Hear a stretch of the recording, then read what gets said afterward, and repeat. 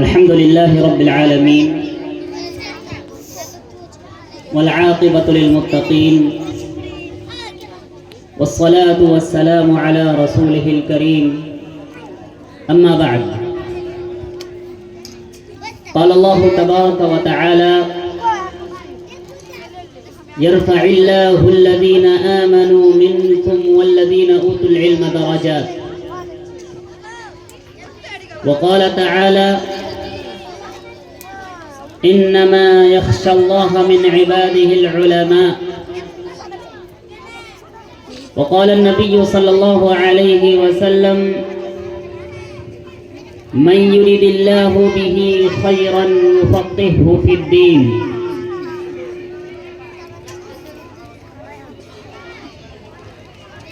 محترم علماء کرام،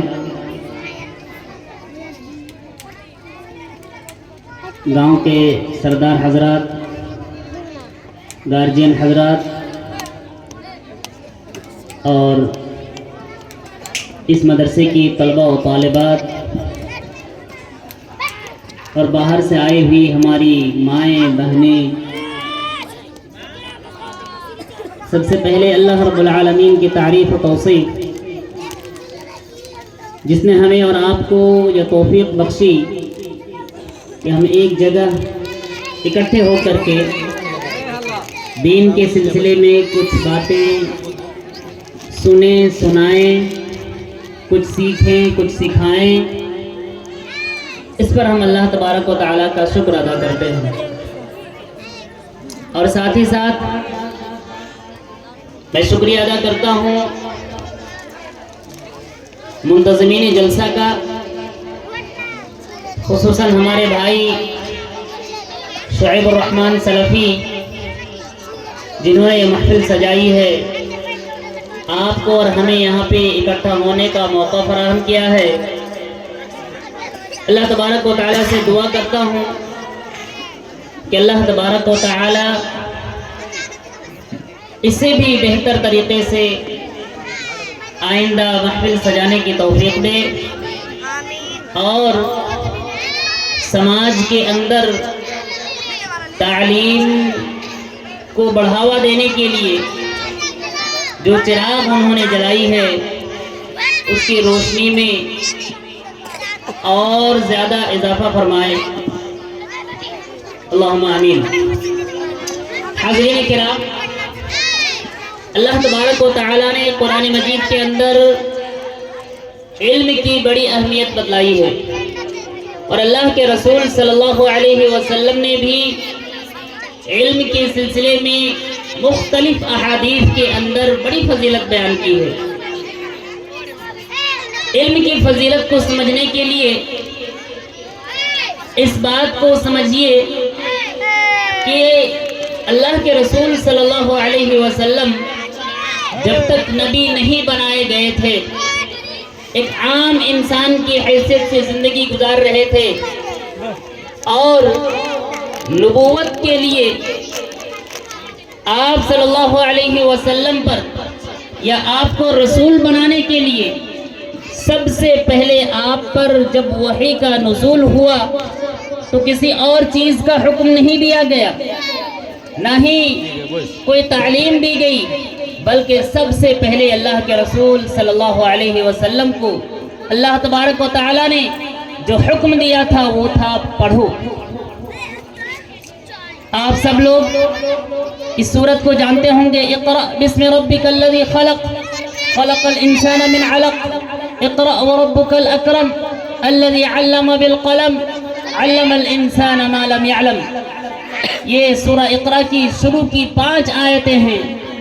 یہ آیتیں اللہ کے رسول صلی اللہ علیہ وسلم پر اترنے والی آیتوں میں سب سے پہلے ہے، اور ان آیتوں میں اللہ کے رسول صلی اللہ علیہ وسلم کو جس بات کی تعلیم دی گئی ہے، جس بات کی تلقین کی گئی ہے، وہ ہے پڑھو۔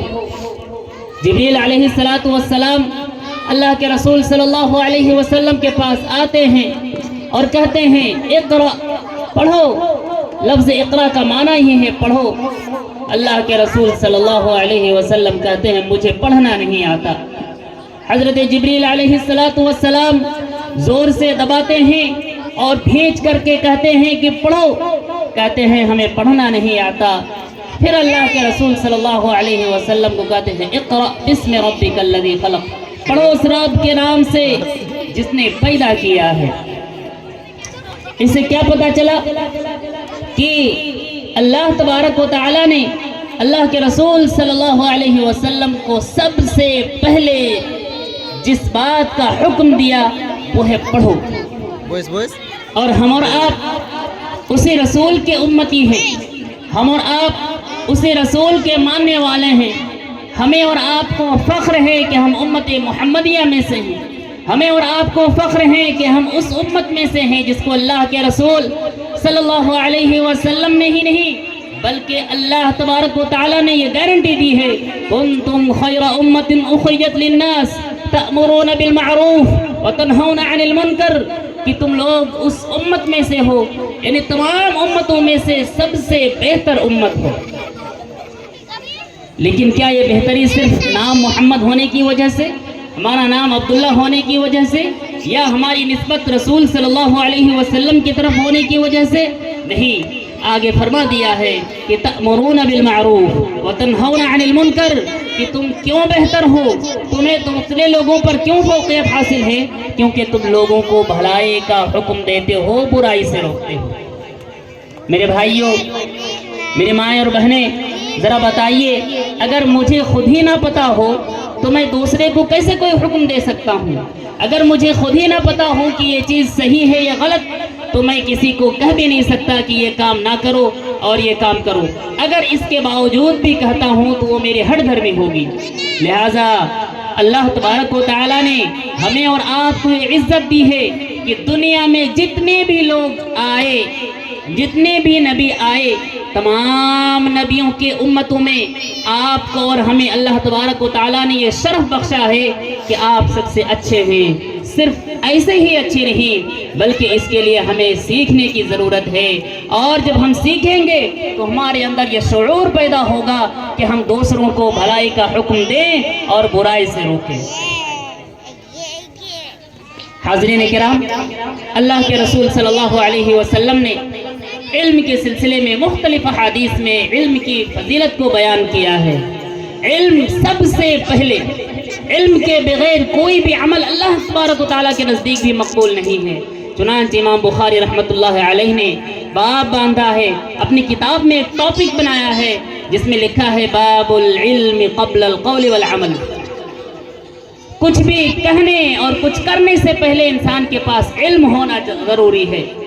بغیر علم کے اگر آپ نماز پڑھتے ہیں نہ آپ کی نماز صحیح ہوگی، بغیر علم کے آپ روزہ رکھتے ہیں آپ کا روزہ صحیح نہیں ہوگا، کیونکہ آپ کو پتہ ہی نہیں ہے کہ اس میں سے کون سا طریقہ صحیح ہے اور کون سا طریقہ غلط ہے، نماز میں کون کون سے کام کرنے ہیں، کون کون سے کام نہیں کرنے ہیں۔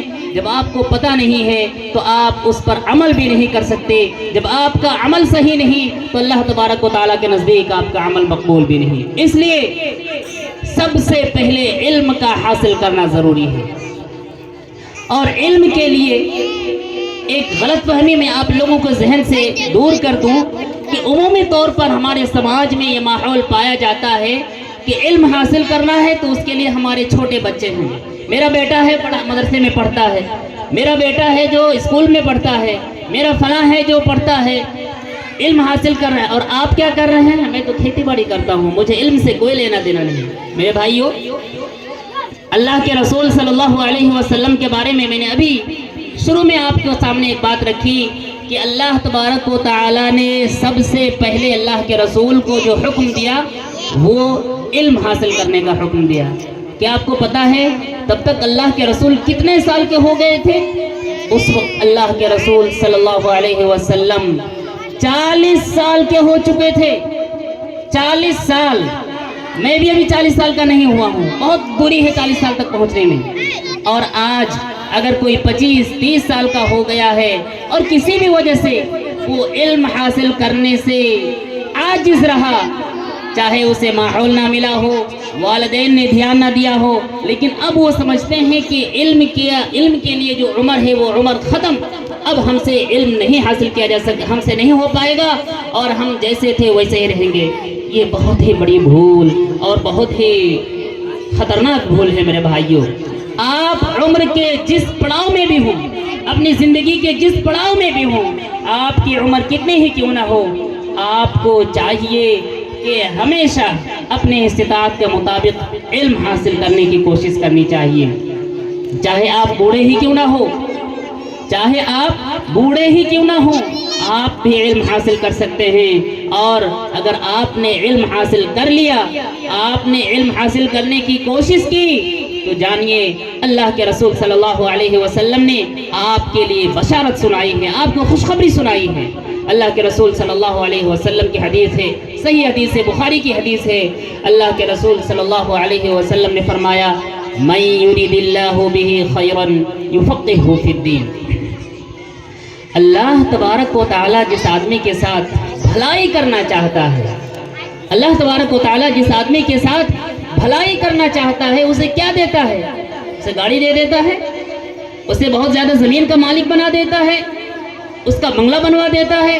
نہیں میرے بھائیوں، اللہ کے رسول صلی اللہ علیہ وسلم نے فرمایا کہ اللہ تبارک و تعالیٰ جس آدمی کے ساتھ بھلائی کرنا چاہتا ہے، یفقہہ فی الدین، اسے اللہ تبارک و تعالیٰ دین سکھلا دیتا ہے، اسے اللہ تبارک و تعالیٰ دین سکھلا دیتا ہے۔ لہٰذا پتہ یہ چلا کہ اگر آپ دین سیکھ رہے ہیں، اگر آپ دعاؤں کو سیکھ رہے ہیں، اگر آپ دین کے احکامات کو سیکھ رہے ہیں، یہ گارنٹی ہے کہ اللہ تبارک و تعالیٰ آپ کے ساتھ بھلائی کا ارادہ رکھتا ہے۔ گرچہ آپ دنیاوی اعتبار سے کتنا ہی کمزور کیوں نہ ہو، گرچہ آپ دنیاوی اعتبار سے پلاش اور فقیر ہی کیوں نہ ہو، لیکن اگر آپ دین کا علم سیکھتے ہیں، اور عمومی طور پر سماج میں یہ بات کہی بھی جاتی ہے کہ مولوی لوگ بڑے غریب ہوتے ہیں، فقیر ہوتے ہیں، چند پیسوں میں اپنا گزارا کرتے ہیں۔ میرے بھائیوں، گرچہ وہ غریب ہیں، فقیر ہیں، چند پیسوں میں اپنا گزارا کرتے ہیں، اچھا کھانا پینا ان کو میسر نہیں، لیکن اللہ کے رسول صلی اللہ علیہ وسلم کی اس حدیث کے وہ مصداق ہیں کہ اللہ تبارک و تعالیٰ اس کے ساتھ بھلائی کا ارادہ کرتا ہے۔